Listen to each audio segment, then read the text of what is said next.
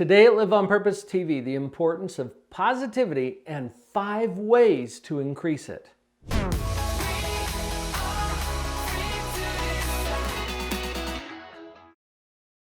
Possibly you've pondered that perhaps a program or a process could predictably propel people to unprecedented personal power, productivity, profit, prosperity. That's what I call pathological positivity. Now, perhaps you picked up on this point, that our planet is plagued with a pandemic of poisonous pessimism. The popular perception of painful or perturbing problems is pathogenically paralyzing. The predominant population places pessimism on a pedestal. Pathological positivity programs and positions people to perceive positive possibilities in painful problems.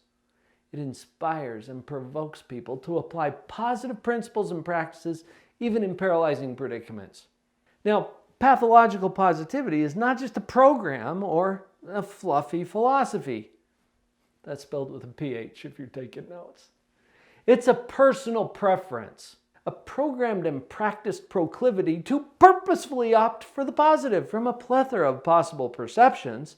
This promotes powerful personal and professional prosperity. Pernicious, pandemic, poisonous, pestilent pessimism is pummeled into powder as professionals, parents, all people permit, apply, promote, and popularize pathologically positive paradigms. The payoff is powerful, personal and professional prosperity.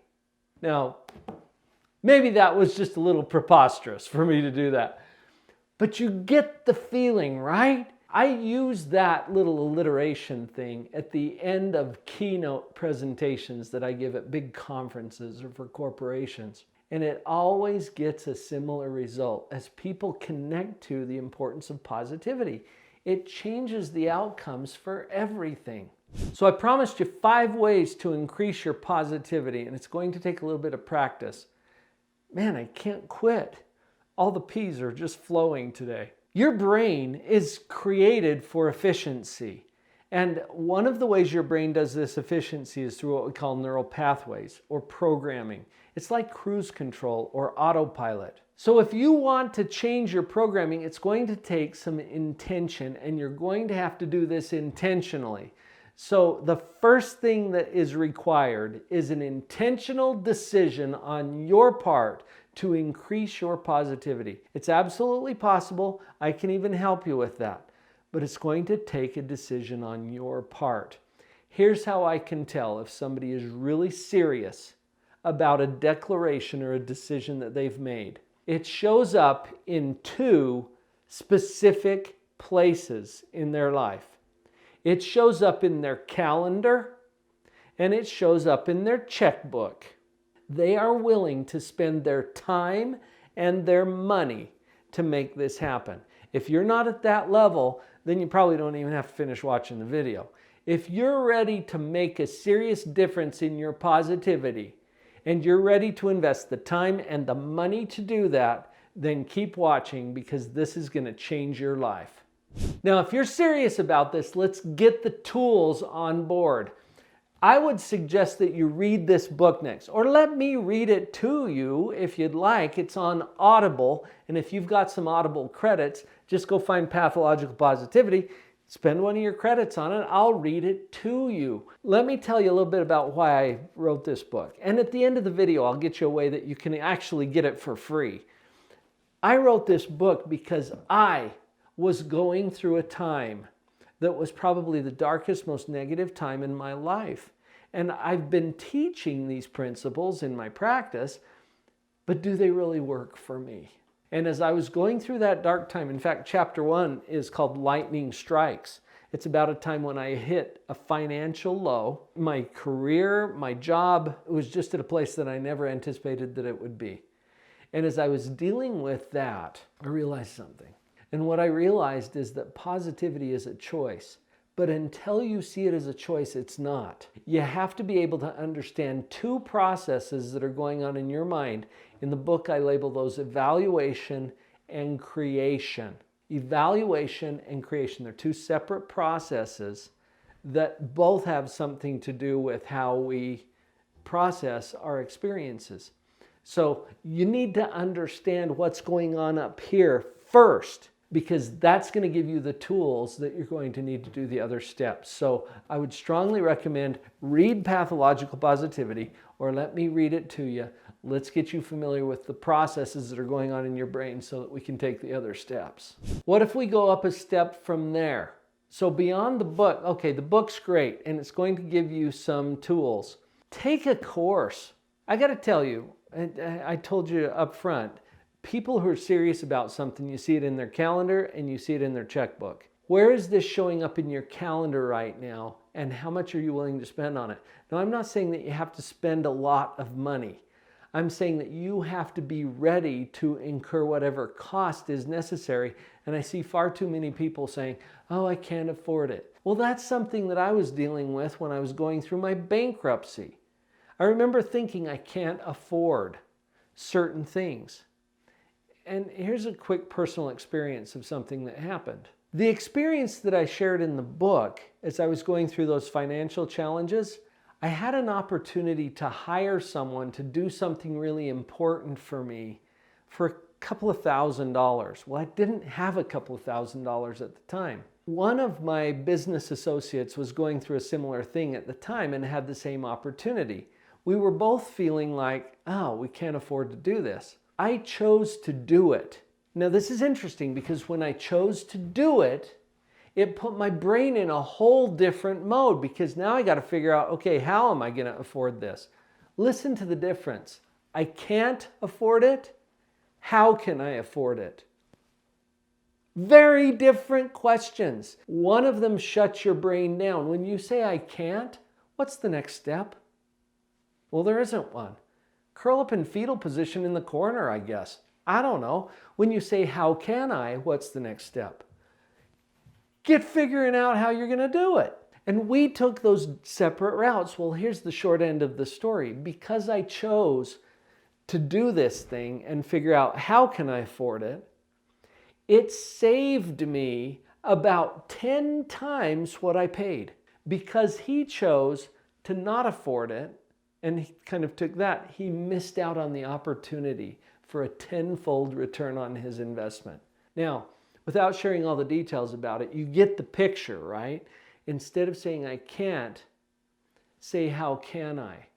Now, I'm prepping you for that because there are courses available. In fact, I would love to recommend my personal favorite, which is the Positivity Power Up. Why? Because I teach that course. It's like you get to take a private psychology, positive psychology course from me, and you can do it anytime you want. I don't care if you're watching it 2 o'clock in the morning, because it's all recorded and there's downloadable workbooks and you get digital copies of my books. Now, I'm not saying you have to do that one.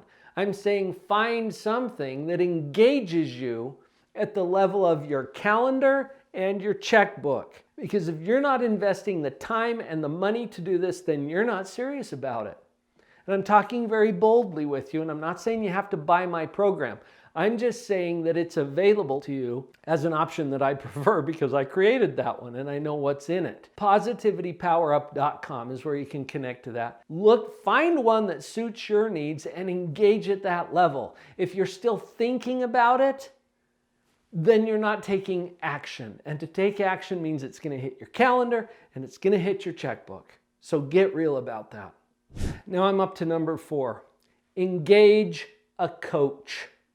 Don't try to do this in your own mind. I think taking on a self-improvement project without engaging other people to coach you and to mentor you and to guide you through the steps and to save you the time and money and energy that you don't have to expend reinventing the wheel. I think it's kind of like do-it-yourself dentistry. Don't try this. Get the professional help that you need to really move this forward powerfully. Now, you know that I offer coaching too. Again, let me reiterate, I'm not here on this video to sell all my products and services. I want you to know that they're available, because if that's a good fit for you, I'd be honored to be on your team. I'm talking about overcoming the barriers in your own mind so that you can move forward with power and purpose toward creating that outcome that you're hoping to create. Engage a coach. I'm speaking from experience here because I've been a lone ranger far too many times in the past. I've been in that position where it's like, well, I should be able to do this myself. Like, what else? What else in your life do you do by yourself? Getting dressed in the morning? That one comes up. Yeah, I do that myself. Really? With what? Clothing that you made from materials that you harvested?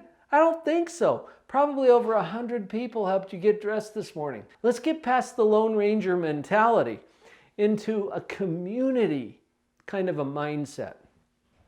Skills and talents and abilities that other people have are sitting there waiting to enhance your life. Engage them at that level. And whatever coach you engage should be experienced in the kinds of outcomes that you're trying to create for yourself. So if you want a health and fitness coach, hire someone who's healthy and fit. If you want a positivity coach, find someone who's pathologically positive. You engage at that level. I've got another offer for you here again, not because I'm trying to sell something to you, because I want you to know that it's available. A free discovery call with a member of my coaching staff. Just go to drpauljenkins.com/breakthrough call. All one word, drpauljenkins.com, spelled with a DR, /breakthrough call. There's a link down in the description. If you forget, that's available to you, where you can spend a half hour with a member of my team. It might even be me, to talk about whether that's a good fit for you or what's available in terms of our coaching programs. Find somebody, whether it's on our team or somebody else, you engage a coach. Obviously, a lot of what we've talked about today can be applied to any aspect of personal development or professional development. We're talking about becoming a more positive person. And so for this last strategy, I want to take it out of the selfish place, okay? Why do you want to be more positive? Because your life gets to be better when you are, but that's the selfish part.